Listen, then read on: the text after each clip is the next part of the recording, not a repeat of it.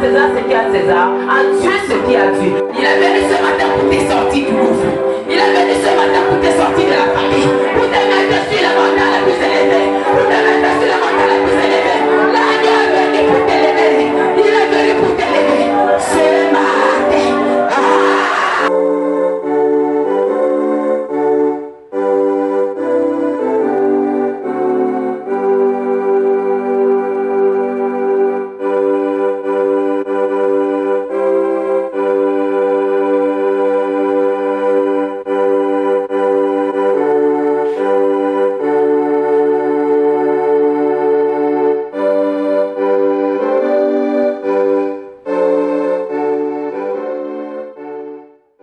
La délivrance des pieds et des mains.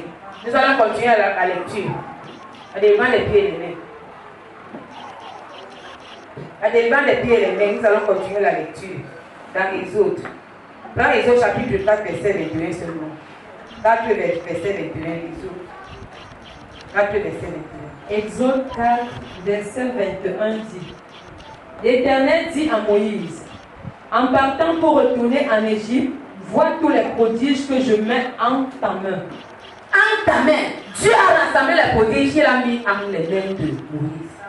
Oh, tu comprends maintenant que les mains ont une importance en ta vie. Il a dit quoi? Répète un peu le boulot. L'Éternel dit à Moïse, il dit à Moïse, en partant pour retourner en Égypte, vois tous les prodiges que je mets en ta main. Je mets en ta main. Gloire à Dieu. Dieu a mis quelque chose en tes mains. Tu vas te poser la question, ce que Dieu a mis en tes mains, est-ce que cela se trouve encore entre tes mains? Mais papa, s'il te plaît. Il y a des personnes qui ont les mains vides. Et tes mains ne doivent pas être vides parce que tu as quelque chose à donner. Il y a des gens que tu dois bénir. J'ai mis les prodiges en tes mains. Qu'est-ce qu'il dit? C'est le verset 21. Et tu les feras devant Pharaon, et moi, j'endurcirai son cœur. Amen. Pharaon, le plus grand roi magicien, j'ai mis les prodiges entre tes mains. Ce sont les mains qui vont, quand tu vas manifester ces prodiges-là, vont éteindre la puissance de Pharaon. Amen. Et pour avoir ces prodiges-là, pour réagir, tu dois d'abord marcher avec tes pieds pour entrer dans la cour du roi d'Égypte. Quand tu marcheras avec les pieds et tu tendras tes mains pour pouvoir frapper les faux dieux d'Égypte à ma place. Amen. Gloire à Dieu. Dieu va se servir de tes mains pour récupérer tes bénédictions. Que l'ennemi a gardé depuis longtemps dans les entrepôts. Ce sont tes propres mains. Mais pour que Dieu les utilise, tes mains doivent d'abord recevoir l'onction. Les pieds que tu dois te déplacer pour récupérer tes bénédictions doivent recevoir l'onction. L'onction qui était en toi, Satan a pris et t'a vidé. Suite.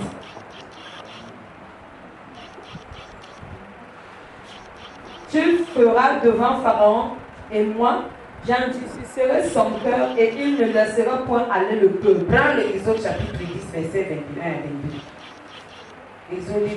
Le Seigneur m'a dit également qu'il y a plusieurs personnes qui ont constamment les mains grattes.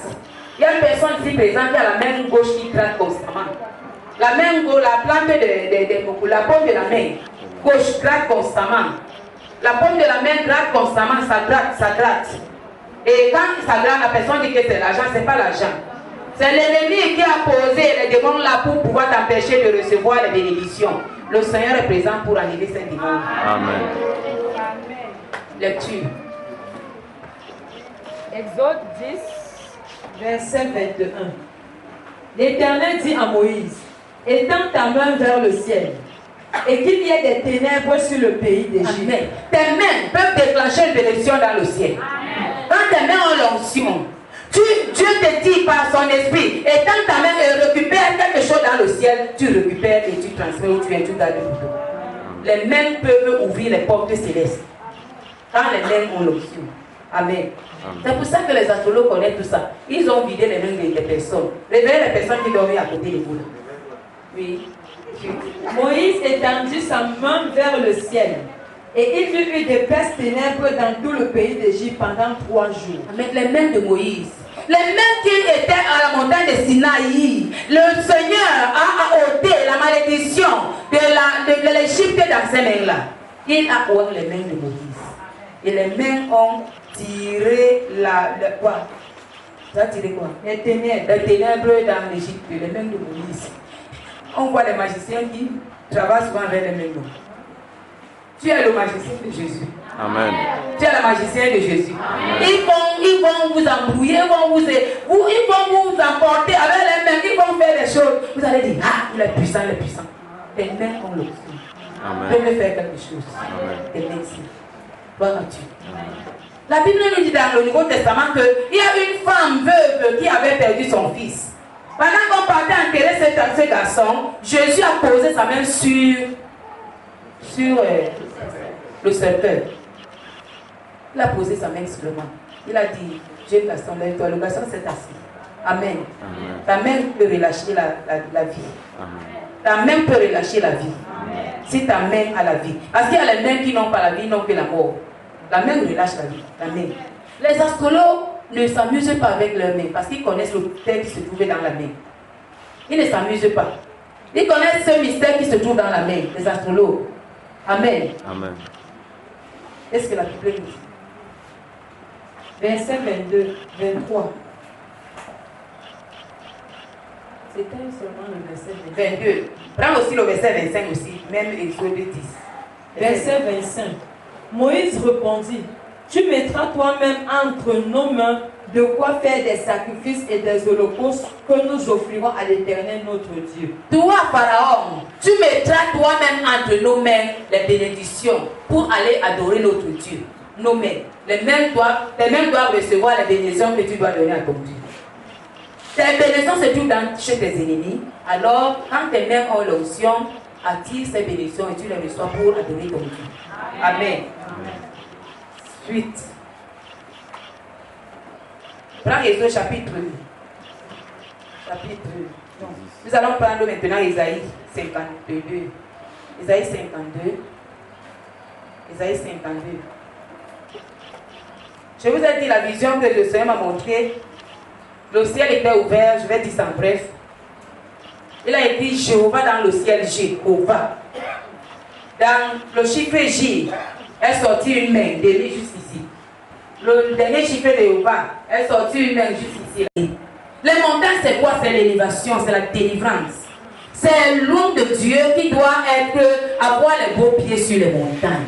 Quand Jésus te récupère dans son armée, il te met dans son service, tu te retrouves sur la montagne. Ils sont beaux les pieds de celui qui porte l'évangile de paix sur la montagne. Les pieds qui sont pour porter l'évangile de paix. Il y a les pieds qui n'ont pas de paix. Quand les pieds là entrent chez toi, laisse les problèmes. Il y a les personnes qui portent les pieds maudits, les pieds là qui amènent les malédictions partout, les troubles, la fisanie. Quand ils entrent chez toi là, le couple se sépare. Pourquoi? Parce que les pieds ne portent pas la paix, la détresse, les problèmes. Amen. Mais il y a les pieds qui entrent chez toi apportent la paix. Relis encore. Ils sont beaux sur les montagnes, les pieds de celui qui apporte la bonne nouvelle, qui publie la paix, de celui qui apporte la bonne nouvelle, qui publie le salut, de celui qui dit à Sion, ton Dieu règne. Amen. Pour avoir de tels pieds, c'est le Seigneur qui peut transformer tes pieds en beauté, paix, joie, délivrance, amour, miracle. Amen. Nous allons maintenant finir avec Jean. Jean chapitre 19, verset 31. Jean chapitre 19, verset 31. La délivrance des pieds et les mains. Le Seigneur est présent pour délivrer les pieds et les mains. Qui sont souillés, qui sont malades, qui sont infirmes, et pour les redresser au nom de Jésus. Amen. Oui, Jean 19, verset 31. La mort de Jésus constatée. Dans la crainte que le corps ne restât sur la croix pendant le sabbat, car c'était la préparation et ce jour de sabbat était un grand jour, les Juifs demandèrent à Pilate qu'on rompît les jambes aux crucifiés et qu'on les enlevât. Amen. On devait rompre les jambes. Pourquoi? On les tue comme ça, on ne rompt pas encore les jambes. Pourquoi? Et quand nous regardons l'histoire de Jésus, on a couru les deux pieds comme ça. Et les deux mains. On a laissé la tête. On a seulement couru les pieds. Mais pourquoi on a couru les pieds? On a dit que les mêmes qui nous brûleront, j'ai plus les miracles. Les pieds là seront condamnés. On impacte la limitation dans ses pieds, là, l'esprit de limitation. Il y a les gens présents qui ont l'esprit de limitation au niveau de leurs pieds. Ils sont limités. On a commandé aux pieds que tu ne traverseras pas le pont de la Dibamba. Il y a les gens aussi qui ne connaissent même pas Yaoundé. Parce qu'on a interdit que tu ne traverseras même pas la Mokoïta et Nakaya. Amen. Amen. Il y a l'esprit de limitation au niveau des pieds. Il y a d'autres qui ont l'esprit de retour en arrière. On a condamné les pieds, on a mis Kumakai Kinaskaria. Derrière là-bas, quand tu veux seulement franchir, la corde te retire encore derrière pour t'empêcher d'avancer. Il y a les gens ici qui ont l'esprit de détournement sur place. On a commandé au pied que toi, tu ne bougeras pas, tu vas seulement tourner sur place, sur place, sur place. Et surtout en train de tourner sur place. Le matin se réveille, on a des vertiges. Pardon, parce qu'on a tourné sur place toute la nuit. L'esprit ton esprit a tourné sur place, sur place, sur place. Et constamment, physiquement, on a les vertiges, vertiges. Qu'est-ce qui donne les vertiges? Il y a le sang plein dans le corps. Imaginons quelqu'un qui tourne sur place, il y aura les vertiges. Gloire à Dieu. Il y a des choses qui se passent dans le monde spirituel, beaucoup dans les corps humains. Il y a beaucoup de choses que l'ennemi a mis.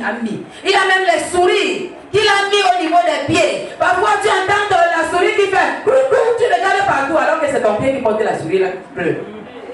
Il y a les mains qui portent les souris, les cafards même. Il y a les mystères qui se passent, les choses se passent dans le monde des ténèbres. Amen. Vous allez voir après la délivrance, maintenant, les gens vont dormir et rêver comment les souris sont sorties, les cafards ont fait les animaux au niveau des pieds et des mains. Vous allez voir. Vous allez venir témoigner ici. Amen. Amen. Il y a des choses que l'ennemi a mis dans les pieds et dans les mains. Quand le serpent vient parler à Ève, la parole d'un animal, d'un serpent, la parole, comment le serpent peut-il te parler? Et toi aussi, tes mains obéissent à la parole du serpent. C'est un envoûtement. Comment les pieds peuvent obéir aux paroles du serpent? C'est un envoûtement. Cela veut dire que le serpent est en train de manipuler tes pieds et tes mains. Voilà. Ils n'avaient pas le pouvoir de résister au serpent parce que le serpent les a dominés par sa parole. Lecture.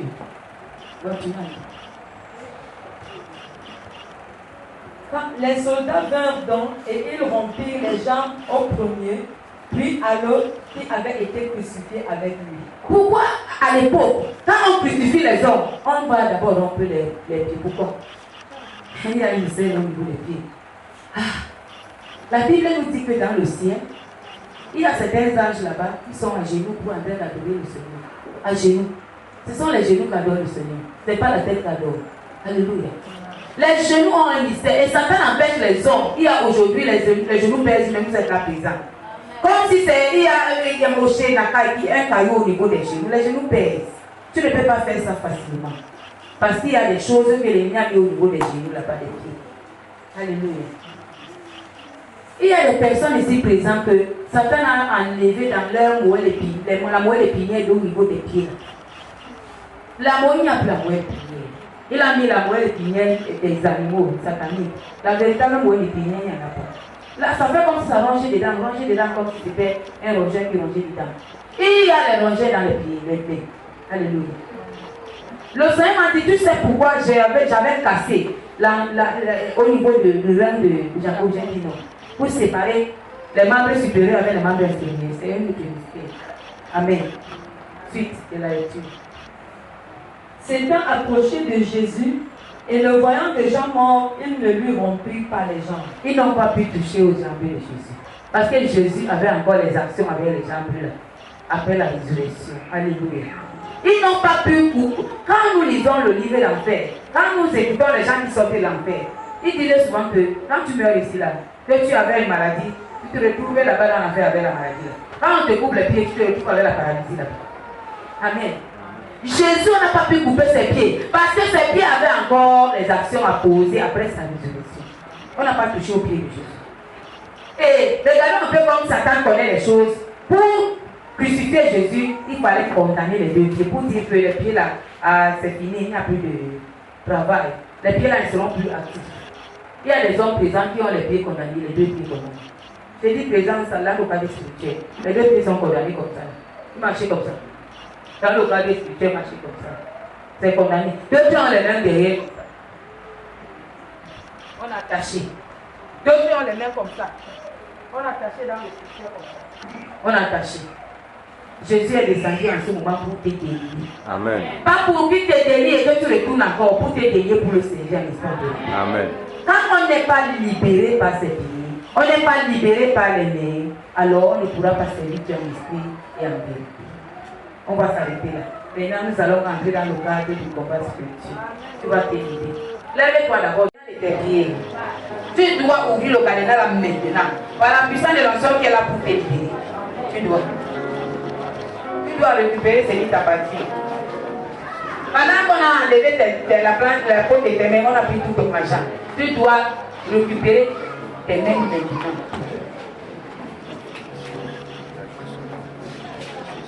Avant de commencer la prière, tu dois d'abord sauter.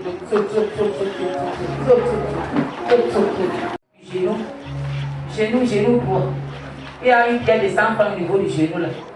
Que le Seigneur doit enlever maintenant au niveau du genou. Amen. Mettez-vous maintenant en place. Si tes chaussures te dérangent, mets-les de côté.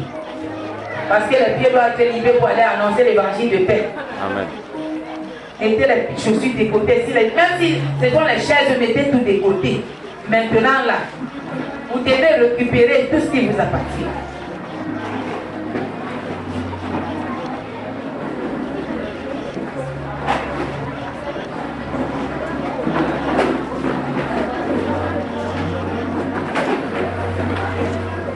Nous allons écouter l'adoration. Le Saint-Esprit de Dieu va travailler. Les anges sont présents.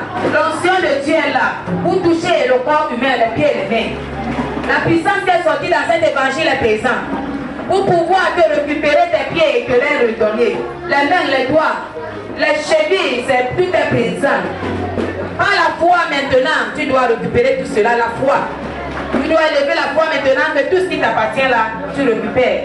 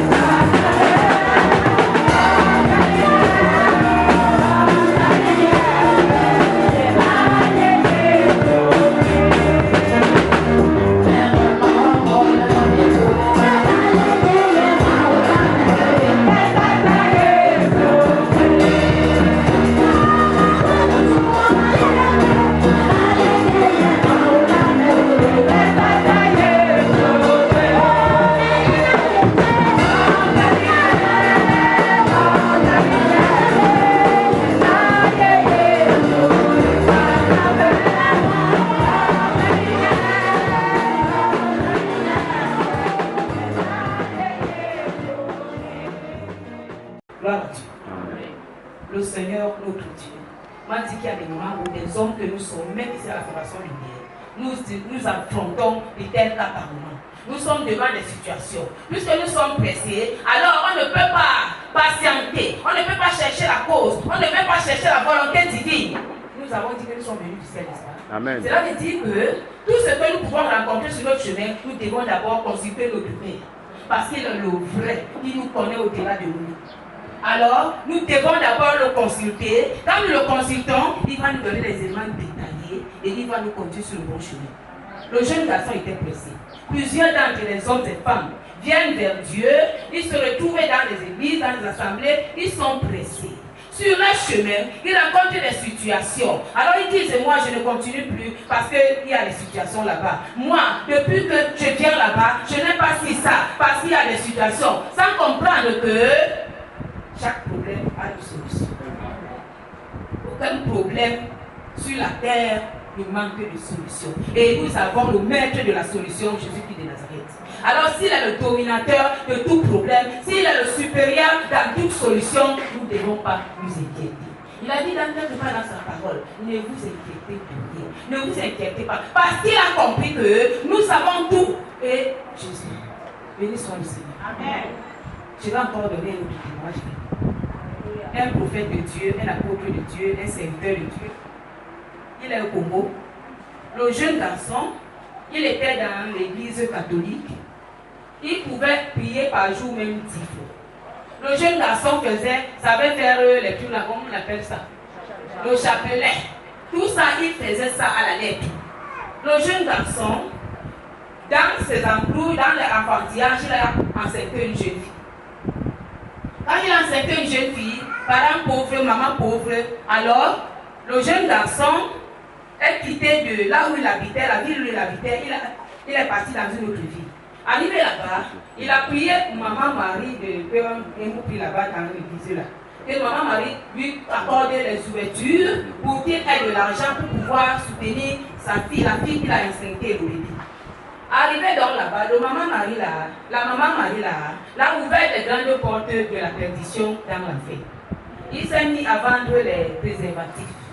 Il dit qu'il payait les préservatifs de 10 000 par jour. Il pouvait vendre 500 000. On comprend ça. Alléluia. C'est en Afrique, au Congo. Il paie 10 000. Il vend 500 000 et plus. Alors il s'est plongé dans cette affaire à une dimension où il s'est retrouvé qu'il arrivait à lui-même, il est devenu lui-même un vrai prostitué. Il se retrouvait qu'il faisait des rapports avec la mère de la fille ou même la maman. Il se retrouvait qu'il priait la maman Marie là. Et c'est la maman Marie là qui lui donnait les femmes qui faisaient les rapports. Et quand lui fait les rapports aux femmes, ce sont les femmes qui lui paient. Il faisait les rapports, quand il entre dans une maison, à toutes les femmes, les filles qu'il a trouvées là. Et quand il finit de faire les rapports, on lui paye. Il a donc vécu cette vie, il a défrisé les cheveux. Il a vécu cette vie à une dimension où il s'en foutait de tout ce qu'on pouvait dire, de tout ce qui pouvait se passer. Sa femme, cette jeune fille, l'a supporté ainsi. Un jour, il a rencontré une jeune fille qui était héritière des biens de son papa. Son papa avait beaucoup d'argent. Et son papa était déjà devenu infirme et son papa a légué tout son héritage à sa fille. Elle était unique. Le gars a ciblé cette fille. Il a prié la maman Marie de lui donner cette fille. La maman Marie l'a exaucé. Il a parlé à la fille a accepté. Il avait donc un rendez-vous pour aller dans la maison de la fille pour faire les rapports avec la fille. Avant d'aller, il était dans sa salle de bain. Il entend une voix forte comme le tonnerre qui l'appelle par son nom. Il l'appelle par son nom. Il regarde comme ça. Il commence à trembler, il ne comprend pas. Il vient au salon. Il demande à sa femme, tu as compris ce que j'ai compris? Sa femme dit, qu'est-ce que tu as compris? Il dit, une femme, une voix est en train de m'appeler. Mais la voix là tourne plus que le tonnerre. Après, sa femme dit que, tu déranges avec des choses là. Il rentre dans sa chambre. Il n'avait pas encore enlevé les habits pour se coucher. Il se préparait pour aller au rendez-vous. La fille l'appelle à l'instant. Il dit à la fille, j'arrive dans quelques minutes. Il rentre dans sa chambre. Il dit que je me repose d'abord quelques minutes avant d'aller au rendez-vous. Dès qu'il somnole seulement, 2 anges apparaissent dans sa chambre. Alléluia. Amen. Tu es venu du ciel. Amen. Tu es venu du ciel. Amen. Tu n'es pas terrestre, mais tu es céleste. C'est pour ça que le ciel te repère partout où tu peux te trouver. Amen. Le ciel a toutes les informations te concernant. Amen. Si tu ne savais pas ça, comprends que le ciel a toutes les informations te concernant. Amen. Au nom de Jésus. Amen. C'est là où deux anges entrent dans sa chambre. Un l'arrête de l'autre côté, l'autre l'arrête. Il voit comment son âme sort de son corps. Pendant que ça sort, il se dirige directement en haut. Ils se retrouvent, ils sont sortis par le mur. Pendant que j'étais en train de travailler sur cette histoire avec le Seigneur m'a rappelé les personnes qui sont ici, qui ont rencontré l'enfer et continuent à vivre comme les gens mortels. Ils continuent à vivre comme les gens de ce monde, de ce siècle. Alléluia. Amen. C'est là où les anges l'amènent plus haut, en haut là-bas. Ils voyaient comment la terre du Congo devenait petite. Et il y avait une voile noire qui couvrait la terre, un nuage qui couvrait la terre du Congo. Il demandait aux anges, qu'est-ce que je vois là? Il dit que c'est votre pays. Il dit, comment notre pays? Nous avons la lumière partout. Mais je suis en train de voir les ténèbres. Un ange lui dit que ces ténèbres, ce sont vos péchés. L'ange continue à l'amener. Et un autre ange, l'autre ange qui était à sa droite lui demande que tu es dans telle église. Il dit l'église catholique. Il se retrouvait dans cette église-là. Quand il arrive dans l'église, il trouvait les ossements humains partout, la saleté partout, beaucoup de mauvaises choses. Il trouve. C'est là où l'impureté, le caca, tout, il trouve. Et il dit, l'ange lui dit que tu vois l'église ici. Et le jeune garçon dit à l'ange que c'est Dieu qui a instauré cette église dans le monde. L'ange lui dit, si c'était Dieu, tout ce que tu vois là ne devait pas se passer. L'ange lui a expliqué beaucoup de choses. À un moment donné, l'ange l'amène dans des autres églises, même pas d'église, même chrétiennes et tout. Il retrouve des autres églises qui étaient plus impures que l'église catholique. À un moment donné, l'ange continue à le diriger. Ils entrent dans le nuage, ils se retrouvent dans les nuages blanches, tout blanches, appelées bleu ciel. Et à un moment donné, ils se retrouvent devant la porte du ciel. Une très grande porte en or. Alléluia. Amen. Nous venons du ciel. Amen. Je viens du ciel. Amen. Une grande porte en or. Il se retrouvait là. Déjà, l'atmosphère qui était dedans commence à arroser son esprit. Parce que son esprit était déjà en train de recevoir l'alimentation de l'atmosphère céleste. Amen. Alléluia. Amen. Il était pressé d'entrer dans ce royaume. Et c'est là où Satan a atterri. Quand Satan a atterri, il n'était pas du tout comme on dit. Il dit que Satan était très beau. Parce qu'on dit qu'il a les cornes comme ça. Mais je vais vous dire que Satan prend les formes qu'il veut par moment et par des situations. Amen. Moi, je l'ai déjà vu dans tous les cas. Amen. Alléluia. Amen. C'est là où Satan lui dit, tu as accepté ce que les anges t'ont dit. Et il dit, je n'ai pas accepté. Parce que jusque là, dans son cœur, il y avait l'incrédulité, il ne voulait pas accepter. C'est là où Satan lui dit, tu as accepté. Et Satan a ricané comme il fait soin, comme il ricane soin. À un moment donné, Satan lui dit que vous les hommes, vous êtes bêtes. Vous avez la grâce que vous ne connaissez même pas Dieu ici. Moi, je suis perdu pour l'éternité. C'est pour ça que je suis jaloux des hommes. Et j'ai décidé d'amener tous les hommes en enfer dans mon royaume. Regardez comment vous êtes. Vous êtes ignorants de la grâce que vous avez. Et c'est là où Satan l'a attrapé comme un bandit. Satan voulait déjà l'amener en enfer. C'est là où il a dit, j'ai accepté ce que les anges m'ont dit, j'ai accepté. Quand il a déjà accepté, le roi des rois est quitté sur son trône royal. Il venait le rencontrer avec la victoire, la couronne de victoire sur la terre. Il dit que cette beauté est incomparable de tout ce que nous pouvons voir sur la terre. Pendant qu'il vient avec un visage très lumineux et sainteté, pureté, gloire et victoire, il atterrit. Il n'a pas pu le regarder par les yeux ni par le visage. Il était. Quand il atterrit, Satan a pris fuite. Quand il atterrit, Satan a pris fuite. Quand il atterrit, Satan a pris fuite parce que tout genou fléchit. Lui-même a fléchi les genoux. Même les anges qui étaient avec lui ont fléchi les genoux devant le roi des rois. Amen. Tout genou fléchit. Amen. Tout est là le confesse qu'il est Amen. Seigneur. Amen. Alléluia. Amen. C'est lui qui est mon Seigneur. Amen. C'est lui qui est ton Seigneur. Amen. Alors, d'autres Seigneur, je marche sur eux au nom de Jésus. Amen. Amen. Amen. C'est là où, quand Jésus atterrit comme ça, il le récupère. Jésus lui pose la question. Tu me connais? Il répond à Jésus, je te connais. Jésus lui dit que tu ne me connais pas. Si tu me connaissais, tu ne vas pas faire tout ce que tu faisais. Il pose la question 3 fois. À un moment donné, Jésus lui dit, si tu me connaissais, tu ne devais pas faire ce que tu fais pour aller en enfer. Au même moment là, ils atterrissent en enfer. Ce témoignage là, je suis en train de couper ça, je vous donne l'essentiel. Ils se retrouvent en enfer, brusquement. Quand ils se retrouvent en enfer, il était dépassé. Il commence à voir les gens dans l'enfer, même les gens de son église, les gens de sa famille, son grand-père. Il commence à voir sa grand-mère, il voit les gens. Jésus lui dit, posez les questions, pourquoi ils sont là. Ses parents, les gens lui répondaient, je suis là parce que j'ai commis des péchés. Je suis là parce que j'ai fait ci. Je suis là, il n'y a pas de petit péché. Tout péché mène à l'enfer. J'ai dit, tout péché mène à l'enfer. Je suis là parce que j'ai commis de péché. Avec Dieu, ne marche pas avec le mélange. Ou tu es saint, ou tu es impur. Alléluia. Après cela, à un moment donné, Jésus, quand il a fini de montrer l'enfer, Jésus lui dit, retournons dans le ciel. Il retourne maintenant dans le ciel, dans le royaume, dans le secteur des élus.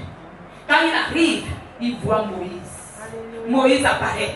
Jésus lui dit, Moïse, dis à ce garçon, c'est que tu es venu faire dans le ciel. Moïse relate son histoire. Après, il voit Élie atterrir, le prophète du feu. Après le feu, il relâche le feu par son témoignage dans la vie de ce garçon. Après, il voit Jean relâche. Il voit Pierre, relâche. Et Jésus lui dit, maintenant tu dois retourner dans le monde. Il dit, je ne retourne plus. Parce que la beauté que j'ai retrouvée ici, je ne peux plus, je ne peux plus les suivre. Alléluia. Jésus lui dit, si tu ne pars pas, ma volonté doit être accomplie. Alors tu iras en enfer, tu choisis entre retourner dans le monde pour proclamer la bonne nouvelle, témoigner de ce que je t'ai montré, ou retourner en enfer. Il dit, non, non, je vais aller là-bas, dans le monde. Amen. Il pose la question à Jésus. Tu vas m'aider à accomplir mon dessein sur la terre et me ramener dans ce lieu. Je lui dis, je vais t'aider. C'est comme ça que Jésus l'a ramené chez lui. Il est revenu en lui. Il s'est confessé, il s'est repenti, il a accepté qu'il marche avec Christ. Il est l'apôtre de Dieu. Il fait le tour du monde pour proclamer cette bonne nouvelle. Et Dieu se sert de lui. Il accompagne ces témoignages avec les grands miracles, les prodiges en son nom. Il s'appelle Jésus-Christ de Nazareth. Cherche le défi de la liberté. Il va envoyer la pauvreté pour frapper à ta porte. Mais toi, qui es un petit Dieu dans le monde, un Dieu n'est jamais pauvre et misérable. Un Dieu est toujours riche. Amen. Amen. La Bible dit que ce sont les bénédictions de Dieu qui l'enrichissent. Si tu as une bénédiction sur des bénédictions, alors tu es riche. Amen. Ça ne sert à rien d'avoir de l'argent et être riche, mais c'est mieux d'être béni par Dieu. Parce que quand tu es béni par Dieu, tu as toutes les bénédictions nécessaires. Amen. Alléluia. Mais aujourd'hui, nous courons vers les richesses alors que nous devons courir vers les bénédictions. Cette bénédiction que tu dois courir vers Dieu, c'est la fidélité envers le Dieu. C'est l'amour, l'attachement avec ton Père. C'est la consécration avec ton Père. C'est la soumission, l'obéissance avec ton Père. Et tu verras que tu demeureras sous cette bénédiction dans tous les temps, les générations, ta famille, partout, tu trouveras le nom de Jésus. Nous allons diriger dans notre livre prière. Daniel chapitre 6. Nous sommes dans le thème de la force de la prière. La force de la prière. Rien dans le monde peut être conquéri en dehors de la prière. Si tu n'as pas prié pour avoir quelque chose, il y a quelqu'un qui a prié quelque part pour toi. D'ailleurs, Jésus qui a prié pour nous tous aux âmes. Dans Jean chapitre 17, il avait prié pour toi avant sa mort. Si la prière de Jésus est divine, alors il y a des choses qui vont s'accomplir dans ta vie en ce moment. Amen. Amen. Daniel chapitre 6.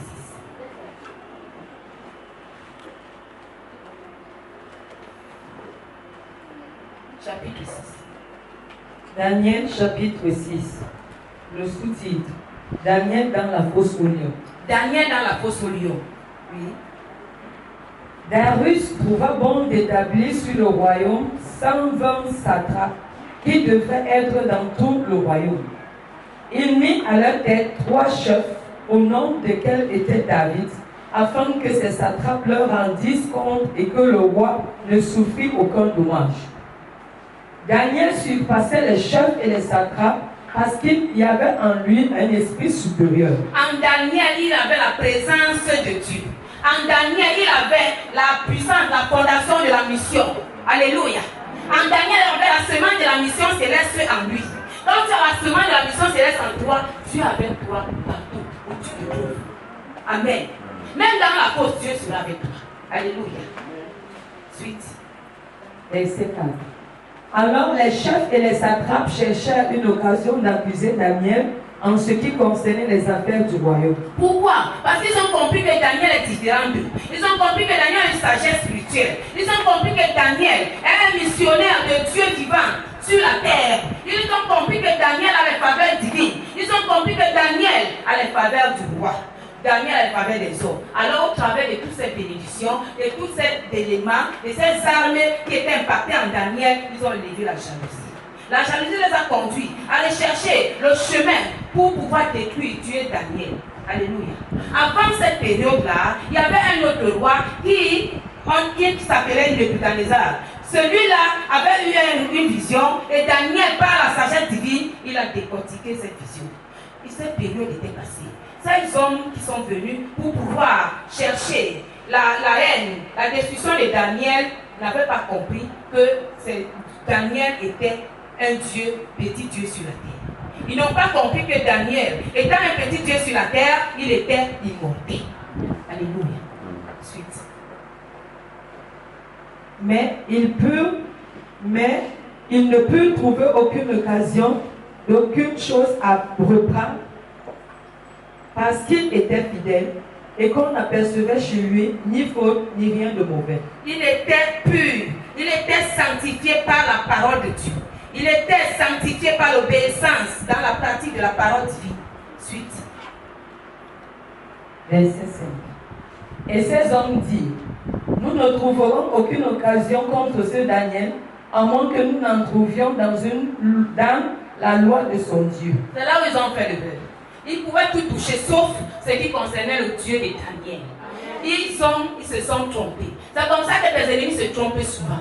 Ils se disent, je cherche les occasions pour le détruire. Alors, pour que j'arrive à l'attraper, il faut que j'atteigne, je touche sa vie spirituelle. Il faut que je touche au don que Dieu lui a donné. Il faut que je touche au destin de Dieu dans sa vie. Il faut que je touche aux déclarations, au programme, aux promesses de Dieu dans sa vie. Quand ils essayent de toucher à cette promesse, ils ont touché Dieu directement. Amen.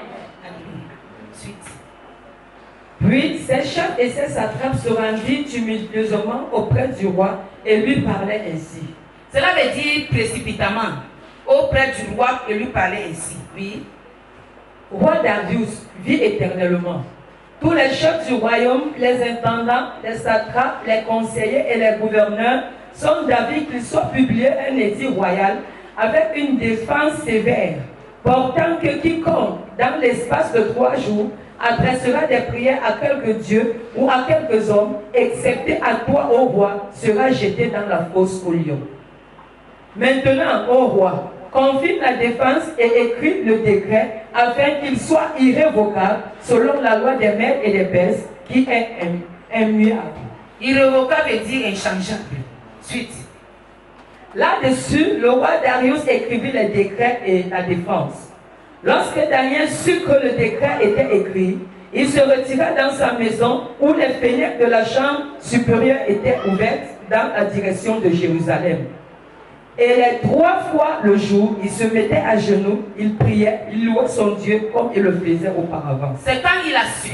Tu es là, tu connais déjà les décrets qu'on a élevés dans ta famille contre tout le monde. Tu connais les décrets, les lois, les édits qu'on a élevés par tes grands-parents, tes parents, même tes frères et sœurs vivants.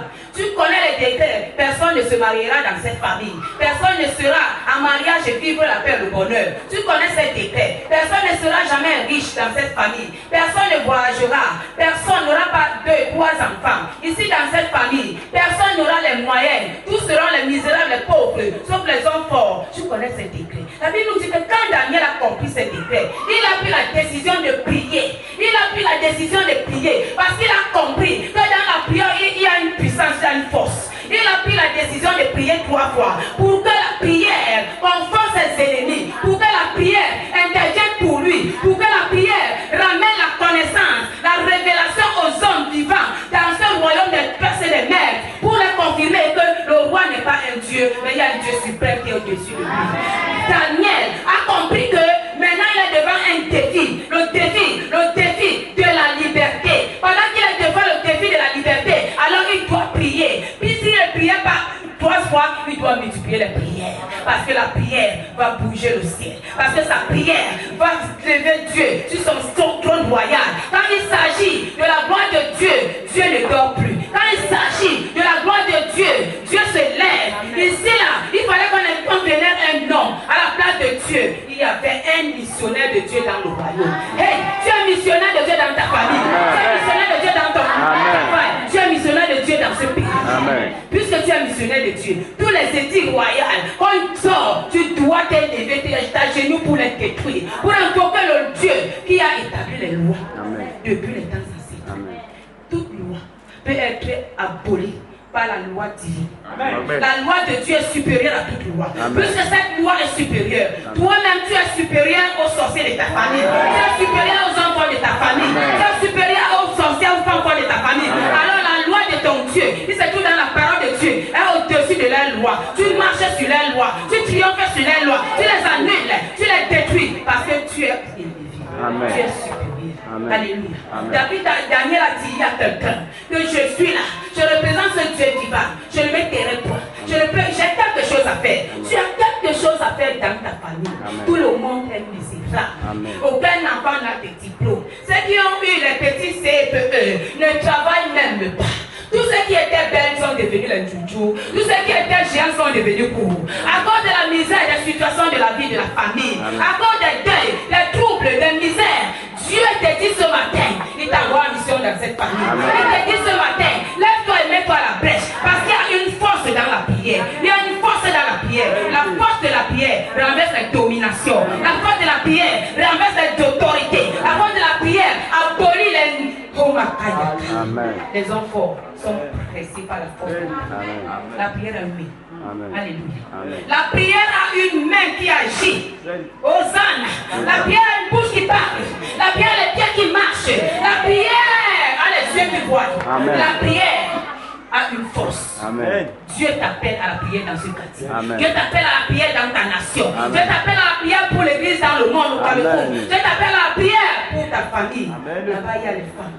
Oh, chez moi, c'est seulement les enfants qui iront en Europe. Alors un autre enfant ne partira pas. L'Europe est pour toi. Parce que la Bible dit dans le verset, dans Psaume 24, à l'éternel la terre et ce qu'elle renverse. Amen. Les pays étrangers sont pour toi. Amen. Alors tu as la clé pour ouvrir les portes fermées au travers de la prière. Amen. La prière est une clé qui ouvre les portes fermées. Amen. Une clé qui ferme les portes ouvertes par l'ennemi. Amen. La prière. Il y a plusieurs portes dans ta famille qui sont ouvertes. Amen. Pas l'ennemi. C'est toi que Dieu a donné le mandat de les faire. Amen. Il y a plusieurs portes dans ta famille qui sont fermées. C'est toi que Dieu a donné le mandat de les ouvrir. Amen. Et par la prière soutenue par la parole de Dieu. Amen. Alors tu pries. Amen. Hosanna.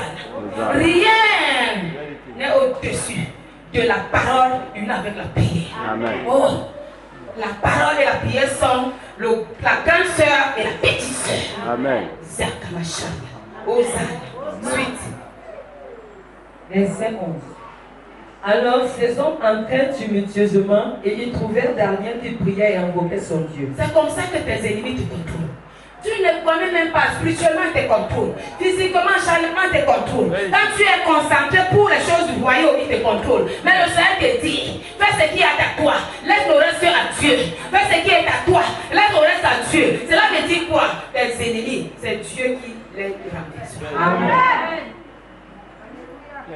Un jour, j'étais en train de prier. J'étais averti depuis beaucoup d'années. Dieu voulait nous donner un enseignement pour l'amour envers nos ennemis.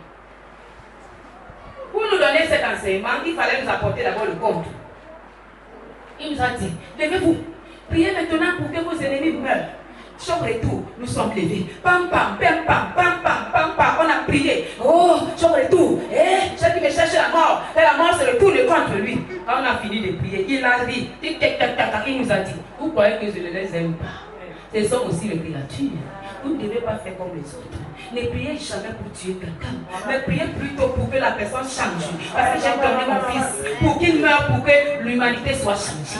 À partir de cet instant, si les autres prient pour le jour et tout, pour détruire les hommes, ne faites jamais ça. Mais plutôt détruisez les puissances qui animent les hommes. Il faut détruire plutôt la puissance, la force qui anime ces hommes, la méchanceté, mais pas l'homme. Parce que Dieu a donné son fils pour que l'homme soit changé. Alléluia. Si l'église, et sûrement quand le temps de Saul d'État c'était, il y avait des gens dans l'église qui priaient qu'ils meurent. Il y avait des gens. À cause des douleurs, Mais Dieu avait fait un plan que Saul ne mourra pas, mais il va se repentir pour apporter la bonne nouvelle. Et Saul a servi Dieu. Nous sommes bénis aujourd'hui par le service de Dieu. Il connaît. Si l'enfant de ta famille doit se repentir, il connaît. Si la femme forte de la famille doit se repentir. Le problème avec toi et pour toi, c'est quoi? C'est de ne pas avoir peur d'eux. Parce que la Bible nous dit, il ne faut pas avoir peur de celui qui tue la chair, mais plutôt celui qui tue l'esprit. Alors, celui qui tue l'esprit est ton père. Il est ton employeur. Il est ton maître. Alors, marche sur tous tes ennemis en triomphant par les pensées supérieures. En triomphant par les pensées supérieures. Par la détermination. Les réactions ne peuvent pas te détruire. Amen. Béni soit le Seigneur. Amen. Alléluia. Amen. Jésus-Christ, quand il vivait dans le monde, il avait les combats, les guerres des pharisiens, des scribes et autres. Mais, en aucun jour, ces hommes-là n'avaient atteint sa personne parce qu'il était supérieur à eux. La Bible nous dit, notre terre, le temple du Saint-Esprit.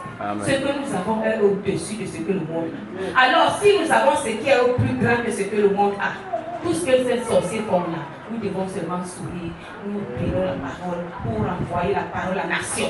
Tu dois envoyer la parole à la mission pour toi dans ta famille. Tu dois envoyer la parole à la mission pour toi dans le camp de tes ennemis. Envoie la parole divine. En mission chez les enfants, va voir envie de combattre ta vie. Alors la parole t'apportera la solution. Amen. Amen. La parole a les pieds. Et la parole est conditionnelle. Et la parole apporte la solution au temps convenable. Amen. La parole. Tu l'envoies en mission, t'apporte la solution. Parole de Dieu. Amen. Quand elle est soutenue dans la prière, alors il y a les grands espoirs qui se passent dans le monde spirituel et physique.